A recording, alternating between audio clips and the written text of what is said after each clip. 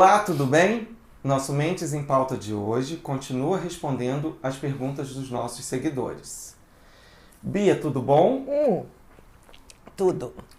Bia, Vamos qual a lá. importância de iniciar um trabalho para se desenvolver uma pessoa melhor?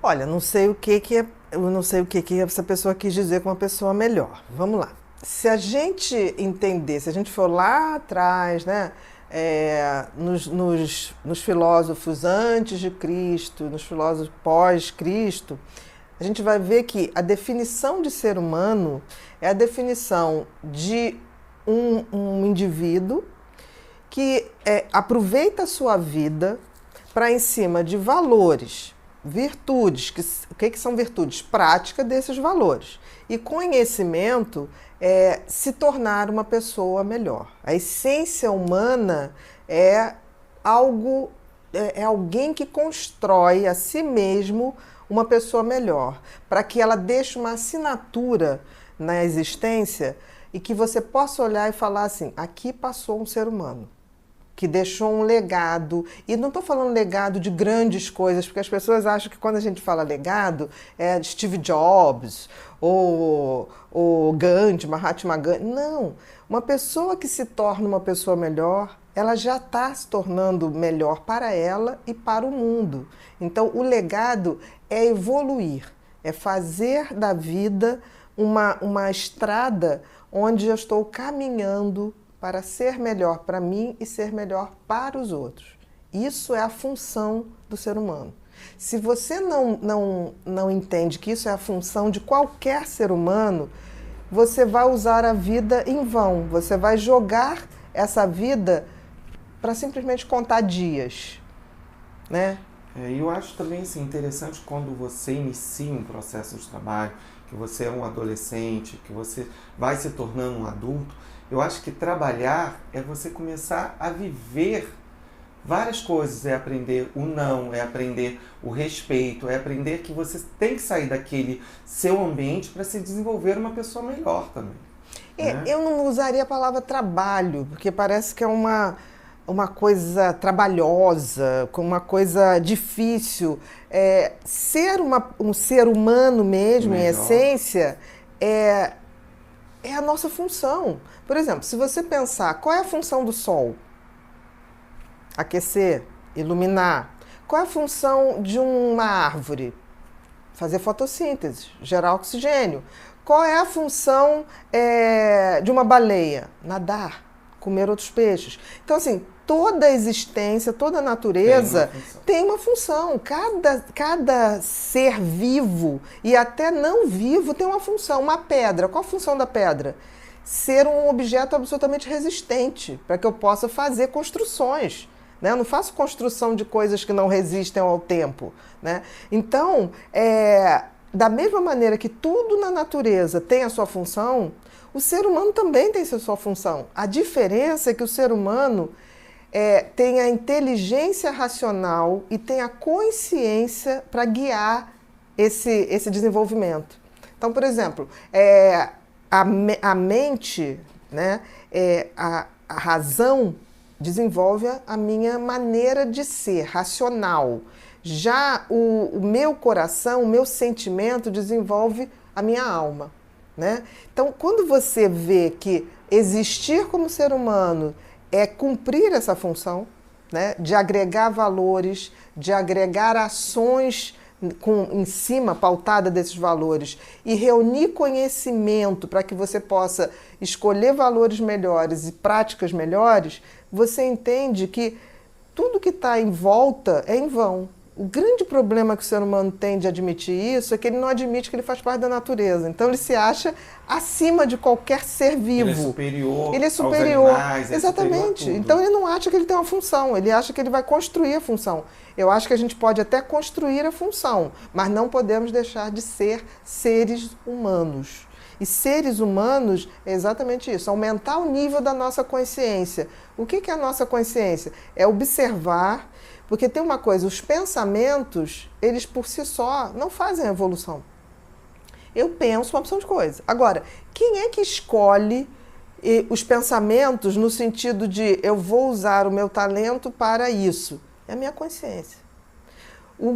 A mente, o cérebro, ele só produz pensamentos, como várias outras formas de vida tem. Agora, como eu trabalho isso para o meu desenvolvimento, aí é o meu nível de consciência, que é algo que está acima da existência material.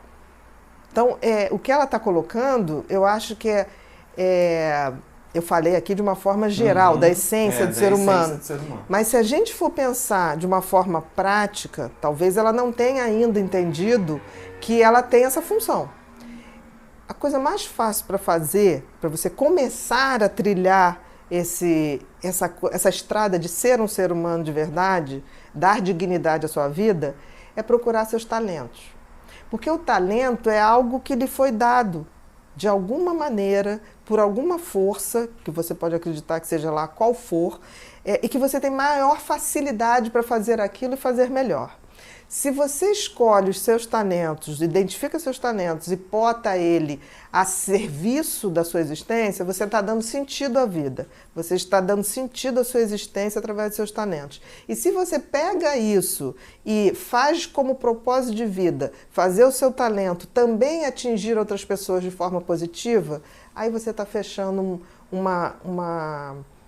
um ciclo onde certamente você vai dar dignidade ou vai fazer valer essa sua essência humana, com certeza. Bem, Bia, e quando a gente pode pensar assim, que tipo de coisas que podem nos ajudar, né, a esse desenvolvimento, assim? Você já falou da consciência, a gente a partir do momento que se torna consciente.